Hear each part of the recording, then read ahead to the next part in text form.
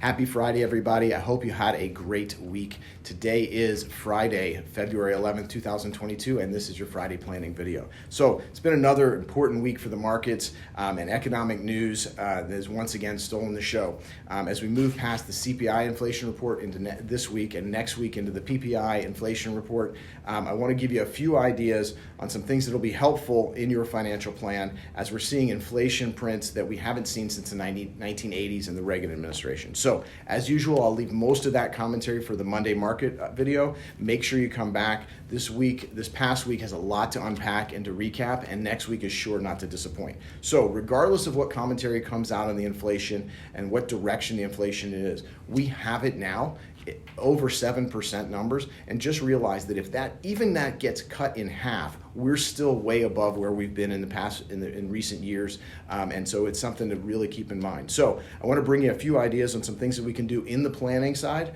in times like this with inflation. So I had a conversation this week about something, and I wanted to share it with you. So it's important to reiterate that, remember, there's not a video, a podcast, a radio report that's right for everybody. So the advice that you hear when we talk about these things on the video, it's not necessarily right for each one of you. The reason I bring it out is because it's stuff that I want you to think about, and it's stuff that we can explore together. So recall that I don't give personal tax advice also. I do look forward to working with your tax advisors, especially this time of year with taxes coming up. So first, let's talk about the things that we can do with inflation. So you've heard a lot about the used car prices and new car prices too, if you can even get a new car.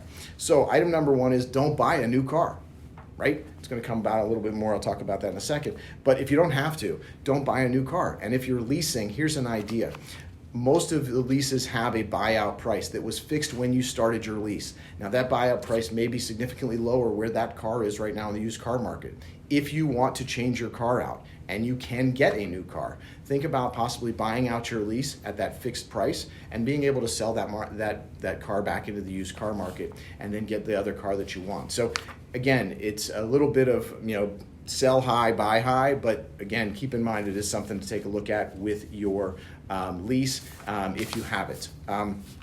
So in a time right now where it seems like prices are going up everywhere, your bank account interest, unfortunately, probably not going up. And in fact, if it is, it's going up very, very slowly. So if you're sitting on a lot of cash, keep in mind that is losing purchasing power. So think about the idea of putting that money into investments or putting that money somewhere where it's going to keep up with inflation and keep up with the purchasing power loss that we're seeing.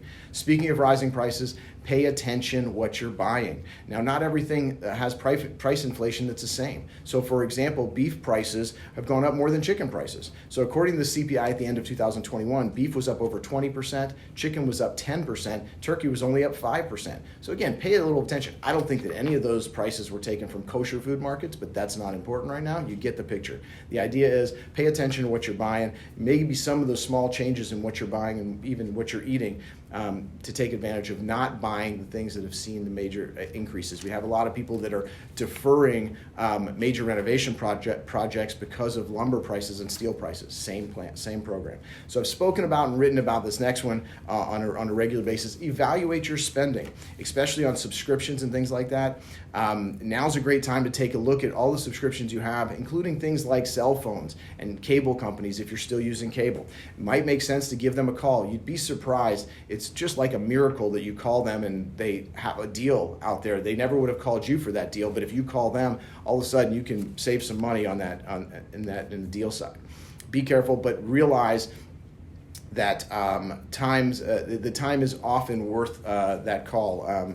It's worth the call to do that. So while you're at it, pay attention to subscription prices. The ones that many of you know so much is Amazon Prime. Now, we probably don't know anyone who doesn't have an Amazon Prime account, but do you know they're about to raise those prices again? So they haven't done it in a while, but they're going to do it again. Is it worth it for you to have Amazon Prime? Do you order enough? I don't have to ask that question. I know that I do, done the math, but if you don't order a lot and you have Amazon Prime, maybe Walmart Plus is better. Maybe you actually go into the store as opposed to ordering everything. So I know it's crazy ideas. So think about that. Again, just something to check out. Another thing that might slip your mind, remember all those low interest rate loans that you got. If you got low interest rate loans, home equity lines, or anything like that were variable rate loans, you got them at a time where interest rates were so low, But remember, they're variable. They are variable. They were variable. They're going to go up as interest rates go up. It might be time to take a look at those. Either pay them off or consider changing those to a fixed rate loan so it don't go up with interest rates as they go. Let's finish with a reminder. Did you make financial New Year's resolutions? Because now's the time where a lot of those, they get pushed to the side if they haven't already been pushed to the side. So what are you doing about them? Are you keeping yourself accountable? Now, having a financial plan is not a fix it and forget it kind of a plan. It is a contact sport. So every day there are a lot of things that are going to try to derail you away from your plan. So keep in mind, let's do that. So here are a few tips directly from, yes, Atlanta Falcons linebacker Brandon Copeland. Honestly, look, I'll take a good idea from anyone. So here they are. Number one, make a record of them. Write them down and revisit them often. There's no way you'll know if you succeeded if you don't keep a record of it. Number two, how do you eat an elephant? Yes, one bite at a time. If you've got big goals, break them up into small pieces. You have a lot better chance of success if you have little small pieces to get that. Then number three, hold yourself accountable. Or better yet, have someone else hold you accountable. So that's one that's a big one. So finally, celebrate the victories. Now you're going to hit those goals along the lines and celebrate those. Enjoy the sweet taste of victory. All right, those are some planning thoughts for today with what's going on with inflation and overall as we start the beginning of this year. Monday is going to be another day for an important market update, so come back and see us then. I'm still trying to put together a special video for you to talk a little bit about stagflation, so keep an eye out for that as well. A few other topics I'm looking at as well. So otherwise, have a great weekend, and we'll see you next week.